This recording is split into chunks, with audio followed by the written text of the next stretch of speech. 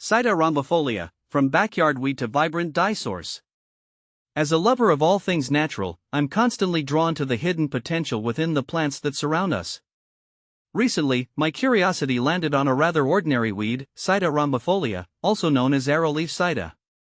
This unassuming plant, with its diamond-shaped leaves and yellow flowers, has surprised me with its unique properties.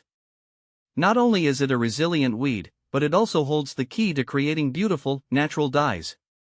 See more 275 species in genus Sida at monsteraholic.com. How to make dye from Sida rhombifolia? The process of extracting dye from Sida rhombifolia is surprisingly straightforward. Here's what I discovered. Gather your materials. You'll need fresh or dried Sida rhombifolia leaves, a large pot for dyeing, a strainer, alum, a mordant to fix the dye, and the fabric you wish to dye. Natural fibers like cotton, linen, and wool work best. Prepare the plant material. If using fresh leaves, chop them roughly. Dried leaves can be used whole. Extract the color, fill your pot with water and add the Sida rhombifolia. Bring the mixture to a boil and simmer for 30 to 45 minutes, or until the water takes on a rich yellow color. Mordanting, optional but recommended. Mordanting helps the dye adhere better to the fabric. Dissolve alum in a separate pot of hot water according to package instructions. Soak your fabric in the mordant solution for at least 30 minutes, then rinse thoroughly. Dyeing the fabric, strain the cooled Sida rhombifolia dye bath into a clean pot.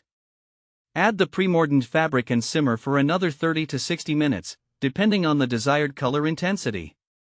The longer you simmer, the deeper the yellow hue will become. Rinsing and drying. Once you've achieved the desired color, remove the fabric from the dye bath and rinse it thoroughly in cool water until the rinse water runs clear.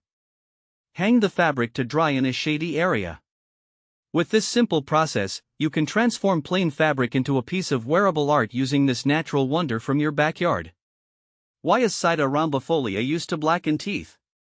Beyond its dyeing potential, Sida rhombifolia has a rather surprising traditional use: blackening teeth. In some cultures, black teeth are considered a sign of beauty or maturity. While the science behind it is unclear, Sida rhombifolia leaves are believed to contain tannins and other compounds that stain teeth a dark color. It's important to note that this practice might not be suitable for everyone.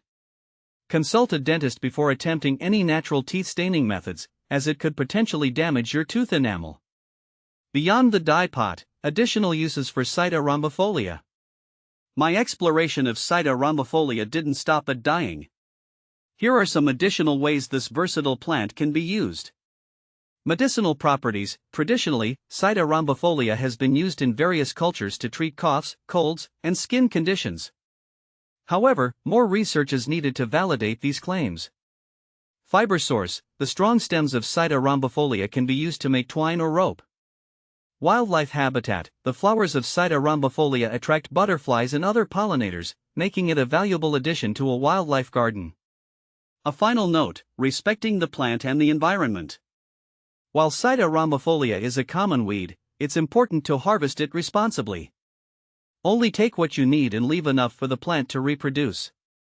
Additionally, be sure to identify the plant correctly to avoid harvesting something else entirely.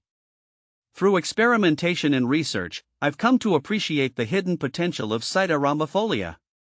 From vibrant dyes to potential medicinal uses, this little weed has a lot to offer. So, the next time you see Sida rhombifolia growing, take a closer look. You might just discover a natural treasure in your own backyard.